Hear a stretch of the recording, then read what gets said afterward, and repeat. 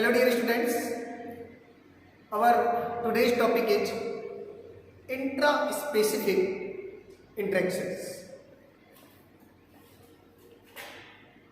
Intra-specific interactions.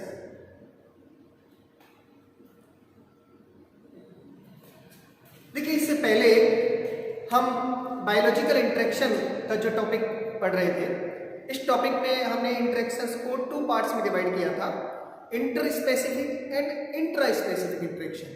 Inter specific interactions में हमने उन इंटरेक्शंस के बारे में चर्चा की थी जो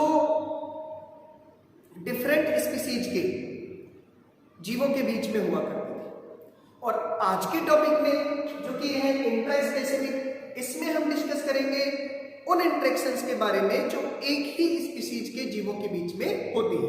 ठीक है, तो एक ही स्पीसीज के जीवों के बीच होने वाली अन्योन्य क्रियाओं को हम क्या कहते हैं? Intra specific interactions. ओके, चलिए, अब ये जो इंट्रा स्पेसिफिक इंटरेक्शंस हैं, इन्हें हम मेनली 2 टाइप्स में डिवाइड कर सकते हैं। कौन से 2 टाइप हो जाते हैं? इनका फर्स्ट टाइप तो हो जाता है competitive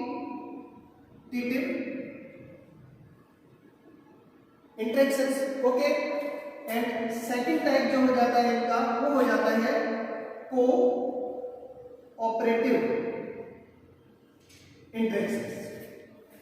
competitive intra specific interactions and cooperative intra specific interactions. हम बात स्टार्ट करते हैं कॉम्पिटिटिव से। ओके, कॉम्पिटिटिव इंटरेक्शन मतलब स्पर्धा, लड़ाई। देखिए, कॉम्पिटिटिव इंटरेक्शन जो है ये इंटर स्पेसिफिक में भी आता है कि स्पर्धा जो है किसी फूड रिसोर्स के लिए, किसी मीटिंग पार्टनर के लिए, या और भी किसी आवश्यकता के लिए, तो आवश्यकता के लिए स्पर्धा होती है। वो स्पर्धा 2 डिफरेंट स्पीसीज के बीच भी हो सकती है और एक ही स्पीसीज के जीवों के बीच भी हो सकती है। डिफरेंट स्पीसीज के जीवों के बीच जो कंपटीशन था, उस कंपटीशन को हमने पढ़ा इंटर स्पेसिफिक पे, और सेम स्पीसीज के जीवों के बीच में जो कंपटीशन हो रहा है, उस कंपटीशन को हम किस इंटरेक्शन में पढ़ रहे हैं? इंट्रा स्पेसिफिक इंटरेक्शंस में पढ़ रहे हैं। तो चलिए, कॉम्पिटिटिव इंट्रा स्पेसिफिक इंटरेक्शंस की बात करते हैं जो एक ही जाति के जीवों के बीच में होता है। तो इसे हम मेनली जो है 3 टाइप्स में डिवाइड कर सकते हैं। ये जो इंटरेक्शन है, इसे हम 3 टाइप्स में डिवाइड कर सकते हैं। वो 3 टाइप्स कौन कौन से हो जाते हैं, उनके बारे में चर्चा कर रहे थे। फर्स्ट है इंटरफेरेंस, सेकंड है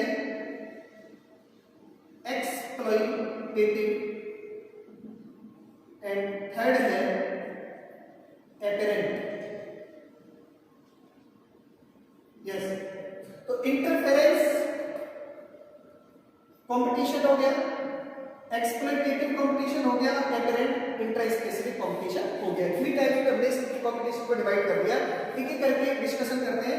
फर्स्ट हम बात करेंगे इंटरफेरेंस के बारे में। इंटरफेरेंस ये जो कंपटीशन है, ये क्या है?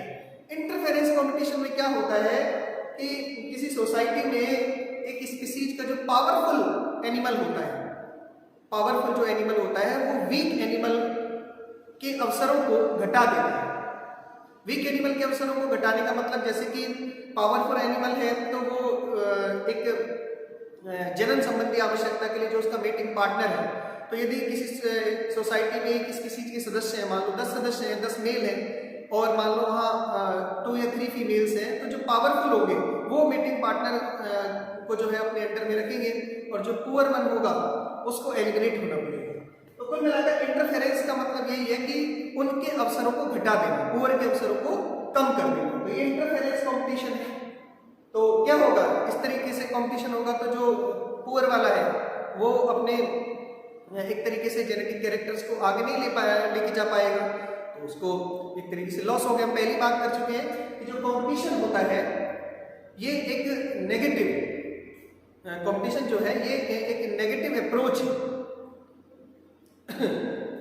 तो इसमें सेकंड वाले को, पुअर वाले को हानि हो जाती है। एक्सप्लॉइटेटिव की बात करें हम, एक्सप्लॉइटेटिव में क्या होता है? इसके अंतर्गत रिसोर्सेज होते हैं उन रिसोर्सेज को एक के द्वारा, वही बात है कि जो पावरफुल होता है वो रिसोर्सेज का एक्सप्लॉइटेशन कर देता है, सारे रिसोर्सेज को खुद ही ग्रैंड कर लेता है। पुअर वाला जो होता है उसको जो उसके प्राकृतिक परिवेश में मौजूद जो भी रिसोर्सेज होते हैं वो अवेलेबल नहीं हो पाते, चाहे वो शिकार की बात हो, खाने की सामग्री की बात हो, तो पावरफुल ही सारी चीज़ों को खा जाता है, पावरफुल ही शिकार को खा जाता है। यदि पुअर ने शिकार भी किया है, कोई कमजोर एनिमल ने शिकार भी किया है, मान लो 2 शेर है, उनमें से एक ज़्यादा ताकतवर एक कम ताकतवर है, तो जो कम ताकतवर शेर है अगर मान लो उसने शिकार भी किया और वहाँ पावरफुल शेर आ गया तो उसको भगा के उसके शिकार को खा जाएगा। तो इस तरीके से हो जाता है एक्सप्लॉइटेटिव। एपेरेंट कंपटीशन क्या होता है, इसे आप थोड़ा समझेंगे। एपेरेंट कंपटीशन में क्या होता है कि कोई एक स्पीसीज जो कि प्रीडेटर है, शिकारी स्पीसीज जो है, उसके 2 डिफरेंट शिकार जातियां हो जाती हैं जिनका वो शिकार कर सकता है। तो अब जैसे हम बात करें कि मान लो कहीं जंगल में शेर है और उसको शिकार करने के लिए हिरण भी मौजूद है वहाँ पर, और मान लो बकरियाँ भी मौजूद है, तो क्या होगा कि अगर मान लो वहाँ पर हिरण की संख्या ज़्यादा है तो शेर को शिकार करने के लिए हिरण ज़्यादा मिलेंगे, हिरण का शिकार शेर ज़्यादा कर रहा है, तो उसकी तुलना में क्या होगा, जो गॉड्स है, बकरियाँ जो है, उनकी संख्या बढ़ती चली जाएगी। ठीक है, तो दूसरा क्या हो सकता है, इसका दूसरा दुष्प्रभाव ये होगा कि जब शेर ज़्यादा शिकार के लिए उसे हिरण मिल रहे हैं तो शेर की संख्या बढ़ेगी, शेर की संख्या बढ़ेगी, उधर बकरियों की भी संख्या बढ़ रही है, तो जो बढ़े हुए शेर हैं वो बकरियों पर आक्रमण करेंगे, तो कुल मिलाकर फाइनली उसको लॉस हो जाएगा। इस तरीके के कंपटीशन को हम कहते हैं एपेरेंट कंपटीशन। तो आज के टॉपिक में हमने बात करी इंटरेक्शंस में, कॉम्पिटिटिव इंटरेक्शंस के बारे में। नेक्स्ट वीडियो में हम डिस्कशन करेंगे कोऑपरेटिव इंटरेक्शंस के बारे में कि ये किस किस प्रकार की होती है। Thank you very much.